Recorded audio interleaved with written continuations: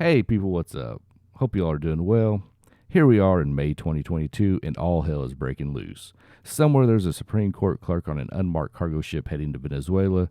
John Roberts is on the phone talking about his very particular set of skills, which is very confusing to the Domino's employee on the other end. All of this drama because it appears our highest court was finally able to cobble together 5 justices with basic literacy skills.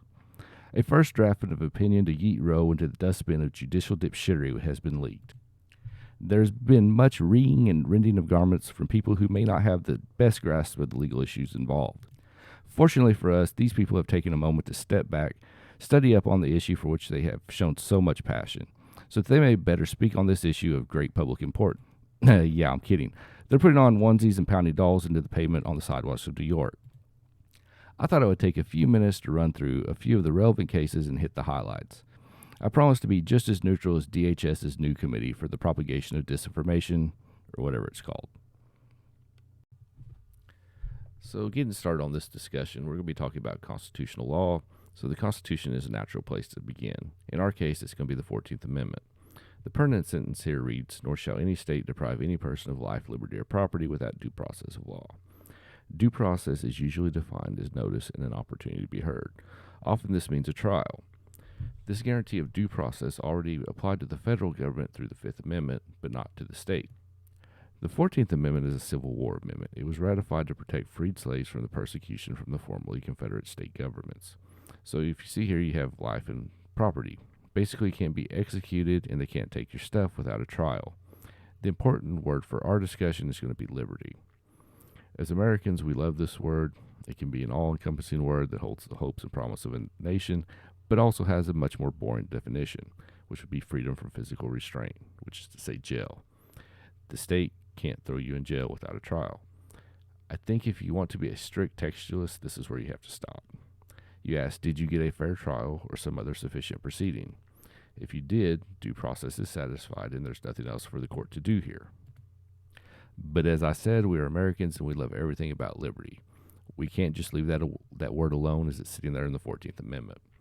It also presents a particular temptation for the Supreme Court justices. If you see something that is offensive to your idea of justice and what you think the country stands for, and you have the power of a Supreme Court justice, can you just walk away from that? The empirical answer is no.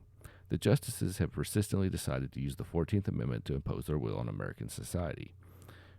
So we have divided due process into 2 types. The idea of simply asking whether someone got a fair trial has been named procedural due process. The other type of due process is untethered from the idea of due process altogether and is called substantive due process. This is simply the court finding activities implicit in the concept of ordered liberty cannot be prohibited by the states regardless of the sufficiency of the process provided.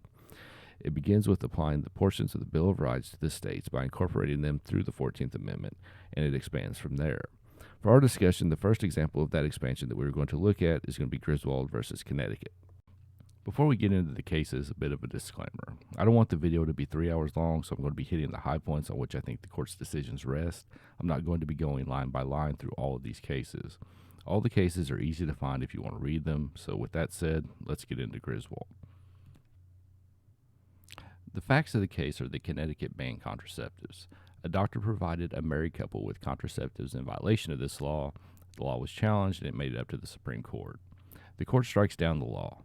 In summary, the court creates a right of privacy from the emanations and penumbras of the Bill of Rights. The idea is that enumerated rights create ancillary rights that develop around the core right. To build this right, the court looks at examples where they think prior decisions took an enumerated right and extended that to create a new right. The first case they talk about is Pierce v. Society of Sisters. In this case, Oregon passed a law requiring students in the state to attend public school. That law was struck down as the court here describes it as interfering with the right to educate one's children as one chooses. The next case they look at is Meyer v. Nebraska. Nebraska prohibited schools from teaching any modern languages except English to better assimilate students. The court gives a pretty narrow description of this as the right to study German. Together, they take these as the First Amendment preventing states from contracting the spectrum of available knowledge. Then it talks about Martin versus Struthers, which involved a Jehovah's Witness challenging a prohibition against door-to-door solicitations. The court said that this creates a new right to read and receive information. Then it lists some university cases involving loyalty oath, investigations into professors' lectures. The court looks at these as freedom of inquiry, freedom of thought, and freedom to teach. The court is saying the First Amendment gets extended out and creates these new peripheral rights, and these peripheral rights make the specific rights more secure. Now the court moves on to establish privacy as one of these peripheral rights. We start with the NAACP versus Alabama. Here we have 1950s Alabama wanting the membership list of the NAACP. The court ruled that this was likely to create a substantial restraint on freedom of association. The court concludes that refusing Alabama's demand for the membership list is a protection of privacy that exists in the penumbra of the First Amendment. This continues with penumbra arguments saying that the right to assembly isn't expressly in the First Amendment but gives meaning to the express guarantees that are in the First Amendment. In addition to the penumbras of the First Amendment, the court lists other amendments that contain a right to privacy in its view. It goes down a list mentioning the Third Amendment's prohibition against quartering soldiers, the Fourth Amendment's protection against unreasonable search and seizure, which is the real constitutional right to privacy. It finishes the privacy argument with the Fifth Amendment's protection against self-incrimination. It also throws in the Ninth Amendment, but it really doesn't do much here other than remind us that other rights exist. The court draws its conclusion that the privacy required to give full effect to the enumerated rights creates a separate, independent right to privacy. Then the court goes on to discuss the sanctity of the marital bedroom, that protecting that privacy is as noble a purpose as any of the other decisions listed. But this ends up being irrelevant because the right to contraceptives gets extended to single people as well a few years later under the Equal Protection Clause. The only thing that really matters from this case is the new right to privacy. The court got this right to privacy by reasoning that protecting the enumerated rights requires excluding the government from the lives of people. This exclusion is a form of privacy, therefore a right to general privacy has been hiding in the Bill of Rights the whole time.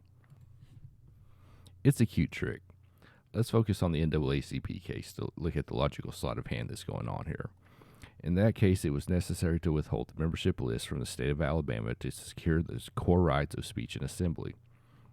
The court in the NAACP case is extending an enumerated right in order to protect the core right. In Griswold, the court is taking this extension as a new right unto itself and divorcing it from the underlying right. But the underlying right is the only reason for this extension to exist at all. The reason the court didn't want Alabama to get the NAACP's membership list is because Alabama would be able to intimidate people and keep them from exercising their First Amendment rights. Organizations often are required to make disclosures to the government that are routine and mundane. The NAACP, in fact, made other disclosures to the state. It is specifically the effect on the First Amendment that made the membership disclosure odious.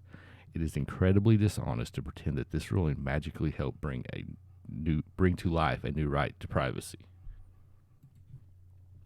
It is like building a fort around the First Amendment to defend it. The court wants to call this fort privacy and disconnect it from any underlying right, saying it should stand on its own. Once it is separated from any predicate right, the court is free to put any manufactured right it wants to behind these walls of privacy. In this case, it is contraceptives. In the next case, it is abortion. And that brings us to Roe v. Wade. A Texas abortion law is being challenged, but it is representative of many states that have had these laws on their books for around a century. The Texas statute was first enacted in 1854. As a point of reference, Texas became a state in 1845. The statute was modified in 1898 and was largely unchanged after that. As a reminder, Roe was decided in 1973. Jane Roe, obviously not her real name, was a single woman from Texas who couldn't get an abortion. She challenges the law as violating her right to privacy under the First, Fourth, Fifth, Ninth, and 14th Amendments. This is the right of privacy created by Griswold that we just discussed. The court asked the question of whether the abortion statutes violate the concept of liberty in the 14th Amendment, protecting personal, marital, familial, and sexual privacy living in the penumbras of the Bill of Rights. That list got real long real quick. We went from the sanctity of the marital bedroom to a broad encompassing right in about 8 years. The court begins its attempt to establish abortion as an extension of the legal tradition by stating these restrictive abortion laws are something new, as it says, a relatively recent vintage. They aren't ancient, they aren't from common law, and they are from statutes. Statutes that the court has already decided were generally about 100 years old. So, as we said before, Roe was decided in 1973. At that time, the U.S. wasn't even 200 years old. The Texas statute in question was passed 9 years after Texas became a state and 119 years before Roe was decided. A relatively recent vintage indeed. The court moves on to a discussion of ancient views of abortion, and it is mostly pointless. Some Greeks and Romans were okay with abortion. Hippocrates was not. Over time, things moved towards the view of Hippocrates.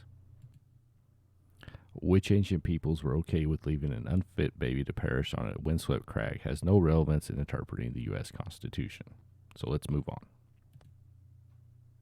Now the court addresses common law. Common law being the tradition of court-made law that we inherited from England. It says it is undisputed that at common law, abortion performed before the quickening, the first recognizable movement of the fetus in utero, was not an indictable offense. From the leaked opinion, it would seem that Samuel Alito and 4 or 5 other justices would dispute this. The court focuses a lot on this pre-post quickening line and the punishments around it. It discusses a post-quickening abortion may have been manslaughter at common law or maybe a misdemeanor. It settles on the idea that most U.S. courts didn't recognize pre-quickening abortion as a crime at all and post-quickening abortion as a misdemeanor. All of this is misdirection. First, the idea of quickening has no relevance on the issue with modern technology. Quick means alive. Quickening means to come to life. Feeling the baby move would be the first time that it would feel alive to people who didn't have the ability to monitor the progress of a pregnancy. We don't have to rely on a baby kicking to know it is alive. More importantly is how clearly the court is grasping at straws to try to establish this long history of abortion as a right. The argument is basically courts didn't recognize it as a crime until you felt the baby move. And even then, it might not even have been manslaughter, probably just a misdemeanor. And bringing up the not manslaughter issue, they're inferring no personhood was recognized. This is not a determining factor for what they're trying to do. The court acknowledges conflicting information on whether it was a misdemeanor or manslaughter, but it doesn't matter. Something being a minor crime does not magically make it into an accepted right at the time. But the court does take this purported leniency at common law as a factor in deciding there was a constitutional right hidden here all along. The court then moves into American law, which it notes was mostly still inherited common law until the mid-19th century. The first statute against abortion was in Connecticut in 1821, but the court notes the death penalty was not imposed. It mentions New York's law from 1828, which made abortion pre-quickening a misdemeanor, while post-quickening abortion was a manslaughter. Recent vintages. The court once again notes less severe treatment for pre-quickening abortions. It states that in the mid-1800s, states began to ban abortion, but the years prior to Roe, the states began to loosen up on these restrictions. All of this gets us to this paragraph, where the court asserts at the time of the Constitution and early 19th century, abortion was viewed with less disfavor. Not accepted, not viewed as a right, but less disfavor. And the real money line, a woman enjoyed a substantially broader right to terminate a pregnancy than she does in most states today. The court is asserting that because something may have been punished lightly or not at all in certain circumstances, then it can't be punished now even by laws that have been on the books for 100 years prior. This is intellectually dishonest, and I can't think of any other situation where they would attempt to apply this type of reasoning. The court recognizes that there is not an explicit right to personal privacy, but it exists just the same, and it lists cases they think will support their position. I think Terry v. Ohio is interesting because to the degree that there is actually a right to privacy in the Constitution, it is in the Fourth Amendment. And the fact that they can't build the right to privacy on the Fourth shows how far astray they're going with this stuff. And of course, it mentions Griswold, and it also quotes a standard which I earlier mentioned in passing from Palco.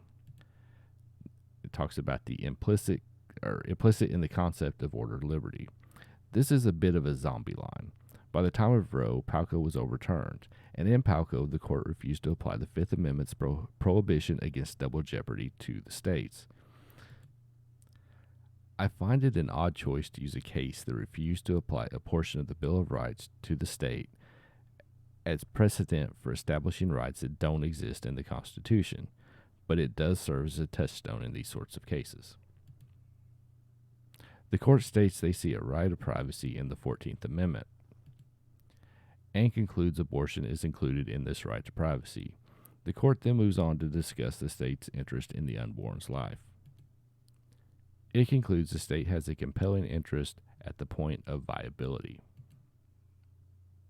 Finally, it summarizes its decision with the Texas law violating the 14th Amendment and sets up a trimester structure in which the state can't regulate in the interest of the baby until the third trimester.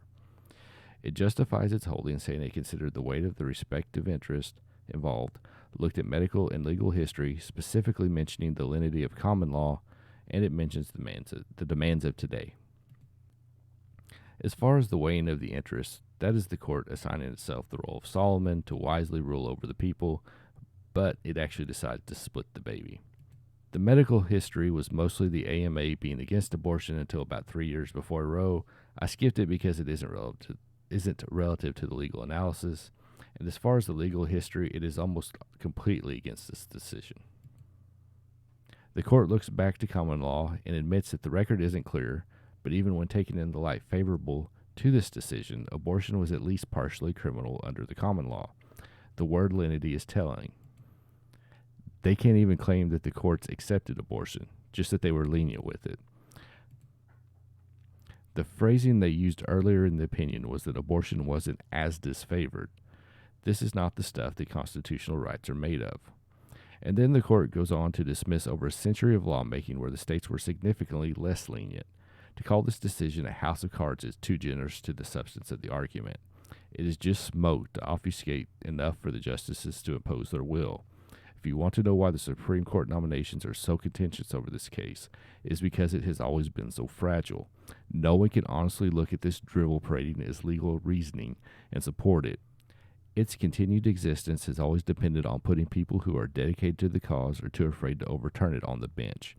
The Roe decision has no argument for it except that it already exists, which brings us to Casey. Casey doesn't do much to bolster the legal reasoning of Roe. It focuses mostly on stare decisis, which is the deference the court gives to established precedent.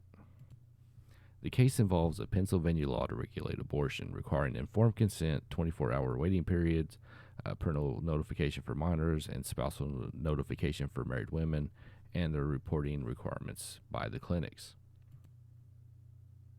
The court reaffirms the core holding of Roe. It then rehashes some of the arguments for substantive due process, including Griswold. Here we have the most famous bit from this case, the mystery of life passage. In defining its view of the 14th Amendment, the court opines, at the heart of liberty is the right to define one's own concept of existence, of meaning of the universe, and the mystery of human life. I don't think this line had the effect they thought it would, as it has been one of the most ridiculed lines from a Supreme Court case. There's something to be said for it on a philosophical level, but it is lost as a statement of legal interpretation. The court does some analysis of stare decisis. Here the court, in weighing whether or not to overturn a prior case, will look on the degree to which people rely on the previous decision. The court notes that abortion is customarily chosen as an unplanned response to an unplanned activity or failure. Any reliance claim would seem to depend on the idea that people were planning their sex lives around Roe, which is nonsense, and even if true, would be a weak claim. It doesn't create any real encumbrance. It would just change risk-benefit analysis of a future action. But, like I said, that is not how people approach these issues. However, the court takes a very broad view of reliance. It tries to frame the issue as something women rely on to participate equally in the economic and social life of the nation. This isn't actual reliance. This is an argument that liberal abortion laws are good policy. Reliance would be that people have chosen paths in life because of Roe. Would a woman who took a career path into the boardroom have chosen to be a housewife if Roe didn't exist from concern of a possible unplanned pregnancy? No, that is ridiculous. Once again, the reasoning of the court crumples with the slightest bit of scrutiny. Moving along on the stare decisis line, the court discusses the integrity of the court and begins its descent into madness. It starts off well enough, the court saying it has neither the power of the purse nor the sword and has to rely on its legitimacy for its power. It goes on to say that court decisions must rest on legal principle and not political compromises, as the court's legitimacy depends on making legally principled decisions. This is a bold strategy, given that the case that they are upholding is completely devoid of legal principle and exists solely as a political decision. And then we get to the super precedent. When the court's decision calls on contending sides of a national controversy to shut up and stop arguing because the court has spoken. The court has staked its authority on that decision, and to overturn it would do great harm to the court's legitimacy. People will believe the court is caving to political pressure. The court expounds further on the damage to the legitimacy of the court, and it is all bullshit. You know it is disingenuous because it is in the opinion. This is something you say behind closed doors, deliberating with the other justices. When you put it in the opinion, it isn't a concern, it is extortion. We have this line saying that even if Roe was in error, overruling it in a divisive environment would do damage to the court's legitimacy and the rule of law in general. Once again, this is pretty bold to drag rule of law into this, considering Roe was built on nothing but the whims and caprices of the previous court. That isn't rule of law, it is rule of man. On one hand, the court is arguing specifically that the public can't be expected to trust the legitimacy of the court if it caves to pressure. It then turns right around and says intense pressure on the court is a reason to uphold the previous decision, even if it is wrong. This is what is frustrating about this whole line of cases. The court is making clear political decisions, and the efforts to conceal that are vapid and nonsensical. Casey is specifically frustrating because of the hubris added in. The court casts itself as the stern parent and citizens of the U.S. as unruly children, and it takes the position that consistency is the most necessary consideration to bring the kids into line. It specifically says even if the previous decision is wrong, the court's legitimacy depends on clinging to that erroneous decision. That is absurd. It is especially absurd in our common law system, where a bad case produces the foundation for more bad cases. The bad reasoning mutates, branches out, and further entrenches itself into our jurisprudence. But to finish up on Casey, the holding of Casey is that it rejected Roe's trimester structure and focused solely on viability. Before viability, the state cannot put an undue burden on the ability to have an abortion. After the point of viability, the state has a compelling interest in the life of the child and can regulate. Although it does make some changes around the edges, it largely leaves Roe intact. In conclusion, at this point, substantive due process is deeply rooted in our constitutional jurisprudence. The question is, how do we decide what issues are put beyond the bounds of our political branches?